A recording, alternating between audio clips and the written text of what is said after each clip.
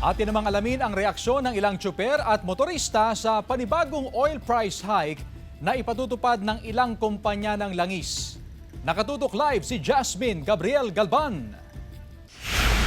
Jasmine? Chris, tuloy-tuloy pa rin yung oil price adjustment na ipinapatupad ng mga kumpanya ng langis sa buong bansa. At ngayong linggo nga lamang, actually ngayong araw, ay nagpatupad ng halos 2 pisong oil price increase sa produktong petrolyo. 1 peso and 70 centavos sa diesel, 1 peso and 20 centavos sa gasoline, habang 1 peso and 20 centavo naman sa kerosene. Ngayon, Chris, alamin natin kung kumusta ba o ano ba yung reaksyon dito ng transport sector. Kaugnay pa rin siyempre sa tuloy-tuloy na oil price adjustment na ipinapatupad ng mga kumpanya ng langis. So pulsuhan natin yung mga transport sector, kagaya na lamang ng mga nakahilera dito nga sa Perez Boulevard na mga tricycle driver. Kung kumusta ba yung kanilang sitwasyon kasabay nga ng tuloy-tuloy na oil price adjustment na ipinatutupad ng mga kumpanya ng langis. Sir, magandang hapon po sa inyo. Live tayo sa One North Central Luzon. Kumusta ho, sir, ang pamamasada ho natin sa ngayon? Pahirapan nga yung madam. Oo. Mas lalo ganito, traffic. Okay. Sayang naman yung kinikita namin, kukunti lang maghapon. Oo. Lalo na ngayon, sir, dahil ngayong araw lamang ay nagpatupad ng increase sa produktong petrolyo, taas presyo, sir, no?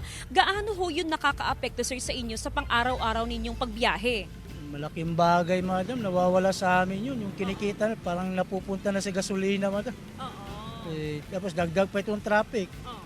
Hindi, malaki. Siyempre, kapag traffic, mas mataas yung konsumo ninyo ng gasolina. Yes, ma'am. Oo. Dati maghapon, 100. Ngayon, baka papatak ng mga 50, 150, di, mga 200, ganun. Oo. Pag ganito, di, mas lalo di sa Rizal, di traffic, one way lahat. Lahat ikot. Okay. Anong pangalan ho ninyo, kuya?